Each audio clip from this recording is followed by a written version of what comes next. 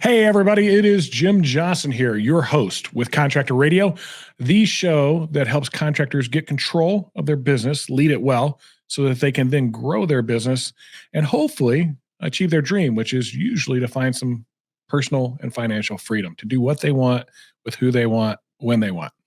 And in today's show, I have an awesome guest. I'm so excited about this guest. It's not even funny because I've gotten to know him for a long time now. He's actually been one of our clients for 7-8 years now. And I got to meet him right in the beginning, which was really cool. He took a leap of faith and things went pretty well for him. And this is part of our Contractor Success Series. We're doing this series throughout the summer so you guys as contractors can see what others have gone through so that you can relate a little bit to some of the struggles that you may have and then some of the things they did to overcome those obstacles and challenges and really grow their businesses in an exponential way. Super excited for this guy. His name is Tom Self. He is the most positive, hardworking client that I have ever dealt with or individual I've ever met. I'm super excited to bring on board. Welcome to the show, Tom. What's happening, brother? Hey, how are you? Thank you so much for having me. It's awesome to have you. So, owner of ProLiance Public Adjusters and General Contractors. You're in one of those odd states, Illinois, where you can do both at the same time. Yes. But things have turned out to be pretty good for you. But let's go back to the beginning. Why don't you tell us how it all started for you, how you got in the industry, and then why you started your own thing? Totally. Yes, I've been in the industry for going on 18 years now, if you can believe it. Yeah, that's been a lot longer. I didn't even know that.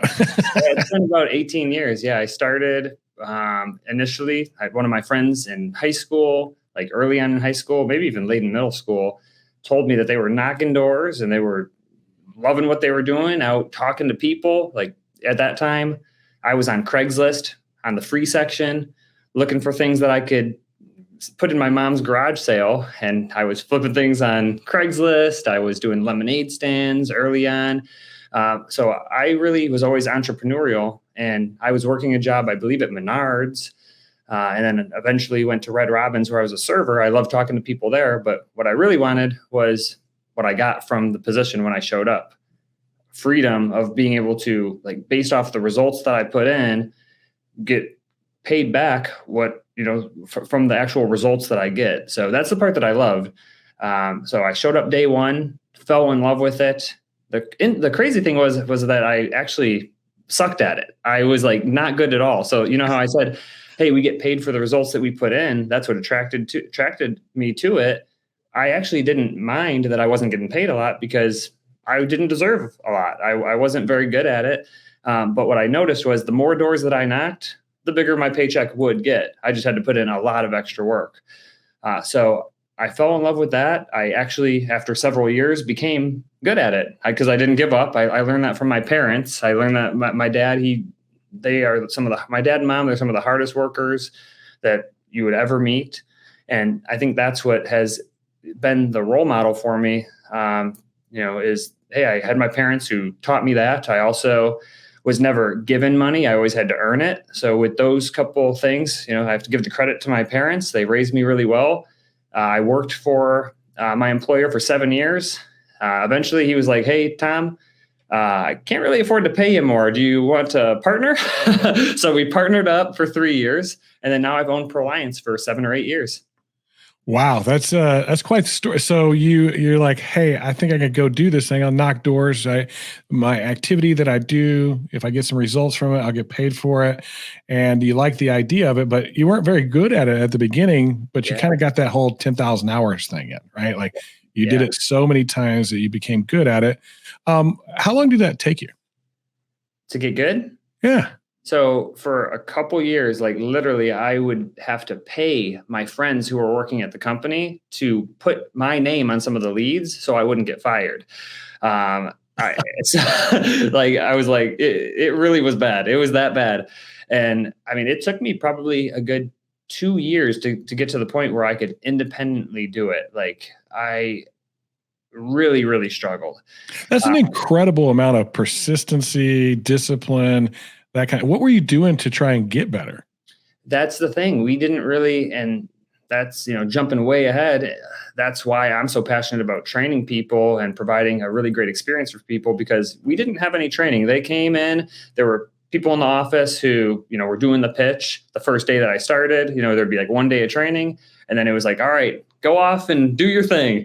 So there was, figure it out. So we didn't really, and personally, I didn't even think about like the training and practicing. I wasn't even aware of it. I was just like, hey, this is a job. I'm here. Like I need to work harder. I was probably 16. Oh, wow. Yeah. You were just a kid. So you're still living at home. So if you didn't make a whole lot of money, wasn't that big of a deal, right? Right. And I did other things too. Like I was flipping things on Craigslist still. I was finding ways to, there was a crazy Craigslist story was there was a company that was they actually were trying to ship 5,000 gallons of paint to Africa. And they were like, hey, the shipping costs were too much. So they were like, we're looking for someone to take all the paint. But that's the caveat. Like you need to take all the paint. You'll probably need a few semi trucks and 10 to 20 men. I told them that I had one friend who's on crutches and a school bus, but I will take all the paint. And we talked them into it. So it's interesting because in some things I was good at sales. So, it's just real interesting. At the door, I kind of was like, Hold on. We got to talk about this for a second. I love when I do one of these interviews and I don't know. So this is great. So on Craigslist, somebody needed to get a bunch of paint to Africa. Yeah, they were donating. So where did you need to get it to? I needed to sell it. I wanted to get it so I could sell it because I wanted to flip it. I was on the free section of Craigslist. Oh, so and how'd that go? Did you sell the paint? Yeah, we did really, really well. Like people were coming over every day, just grabbing paint. I filled my parents' garage, my friend's garage. Like it was everywhere. So I'm confused though. So whoever this was trying to get paint to Africa. That didn't work. That didn't work out, right? Correct. So now they got these 5,000 gallons of paint that they got to get rid of. Yes. You say yes. Did you pay them a portion of what you got, or just take it off their hands? Zero. I paid them $0 because they just wanted to get rid of it out of their warehouse. They didn't want to deal with it because they weren't able to get it to Africa. Yeah. Gotcha. They were donating it, but they're like, oh, this is too much money to donate, so we'll just get rid of it on the free section of Craigslist. It wasn't that easy to sell because it was all mix and match. Like, yeah. Oh man, that's a heck of a story. That's doing whatever it takes. That's really cool. So, you go to work for a guy. You're struggling for the first 2 years. What clicked? What clicked was the ability that like my effort and my results generated my income, and that did click initially as well, which is why I stayed for so long, because I knew that with enough practice, with enough dedication, like I saw other people and I'm like, these other people are doing well. There's no reason I can't do well. I just have to keep persisting. So I saw the light at the end of the tunnel, and I really liked the person that I worked for. He gave me a lot of freedom, which is why I really value that. There weren't people breathing over my shoulder or anything like that. And I stuck with them, and I saw a lot of people quitting, and that kind of motivated me. I'm like, oh, all these other people are quitting. I can do this. Like, I'm never going to give up. So I saw I saw that I would be able to rise in the company and really be able to do something there with the owner of the company because of that. So at some point, did you just gradually get good at it, or was there like some kind of light bulb went off and you went, oh, I get it now. This is how I'm messing up. It was very gradual.